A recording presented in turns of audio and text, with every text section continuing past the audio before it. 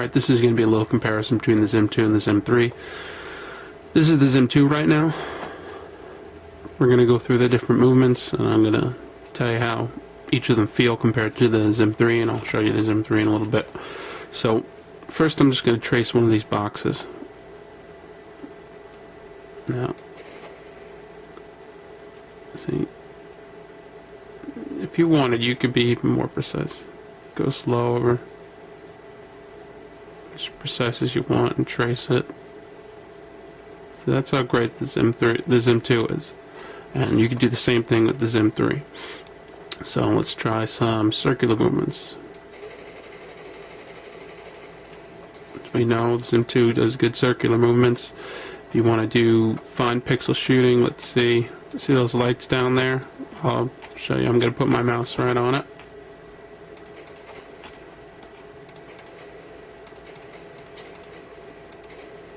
So if we got the first light, second light, third light, fourth light. Now I didn't strafe.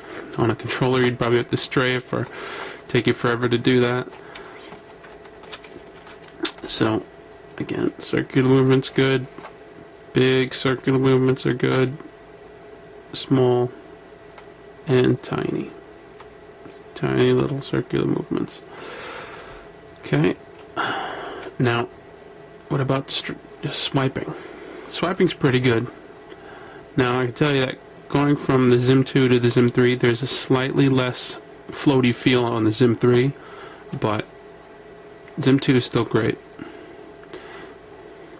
I think that I maybe even hope it'll hold or maintain the high speed on the XIM2 a little easier. Seems like I hit that black dot a lot easier on the XIM3, and it seems harder to maintain a high speed. Maybe I just gotta mess with the sensitivities. So, as with the XIM3, the XIM2 can't do flick shocks really. See, if you go past a certain amount, it's not going all the way up. It just gets caught and actually goes negative. Same thing on the XIM3. There's a max of how fast you can get your gun to go. All right, so now I'm gonna press my little button here. Switch over to the XIM3. Now, this is the XIM3. Now, I don't know if you could tell, but just me jerking it around, it stops as soon as you stop your mouse. There's not any floatiness at all. It's very precise. So I'm going to go back and do the same things again.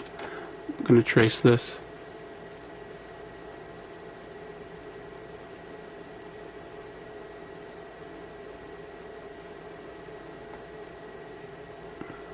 So you can trace that pretty well. Let's go really slow.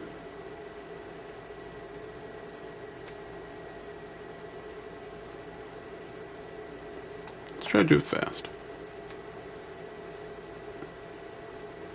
Now, what about diagonals? Actually, I'm going to go back and do diagonals on the XIM2 because I didn't do that. So here's diagonals. That's not jaggy. It's very smooth. Unlike the competition. See how smooth that is? It doesn't have to even be zoomed in. Just like that. It's smooth.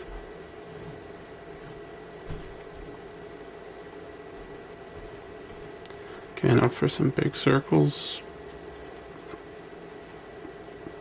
medium circles, small circles, and itty bitty circles. So you can still do that with the XIM3.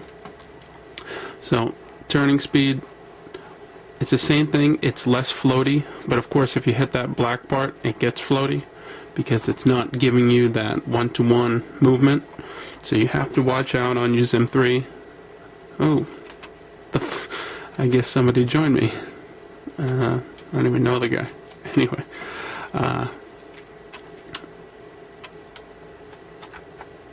Okay. I guess this will be a funny part of the review.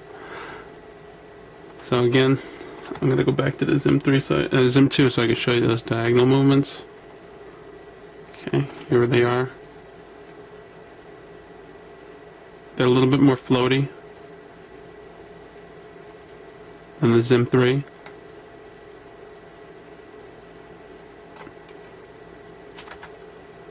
I don't know who the heck that is. Anyway, that's it for this part. Alright, so just so I can get a better shot of the switch that I'm talking about, so if any of you have your computer, like mine, right next to your Xbox, and you have your XIM3 here, so you can easily switch back and forth, the little press of the button here. See, watch, I'm going to press the button, and you're going to say get disconnected. Boom.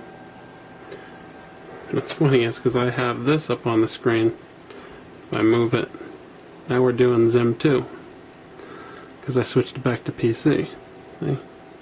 That's old XIM2 right here. So, the I/O gear switch that I have, it's right here, I pulled it out. It's just like this. It's got two big cords that come out of it. One's going to go to your computer, one's going to go to your XIM3. These right here would be your mouse and keyboard. It also has a VGA connection if you're going to use it for whatever purpose, but I guess you can, if you have the VGA connection on your Xbox, you can use it. I use the VGA connection on my Xbox, but I have this little switch right here, so I don't need that. So you can just throw it back here or hide it out of sight. That's what I do. Then it's nowhere out here. I have enough crap on my desk, I don't need any more. What you need out here in the front is this tiny little switch. It's got a pretty long cord. I threw most of the cord back there, but I'm just leaving it here out in the open. Easy access. It's small.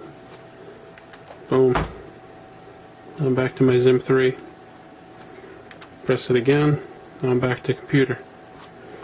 Doesn't get simpler than that. And it keeps the bulk out of the way, which is nice. Works great with the XIM3. And it's cheap. I think I got it for 20 bucks shipped. No tax on Newegg. So, again, here's a shot of the XIM3. It's light, like everybody says. It's got little rubber feet, so it's not going to slide. Of course, I'm just laying it on top of crap until I reorganize a little bit. The USB connections in the back, they did seem, a little flimsy, but you know what? They're not that bad. I don't think you're going to be putting any stress on them, so you shouldn't have anything to worry about. Again, if you read the forums, you know you don't need a DC power connector, so if you are buying a XIM3 and you don't get a DC power connector in your box, don't get scared, because you don't need it. So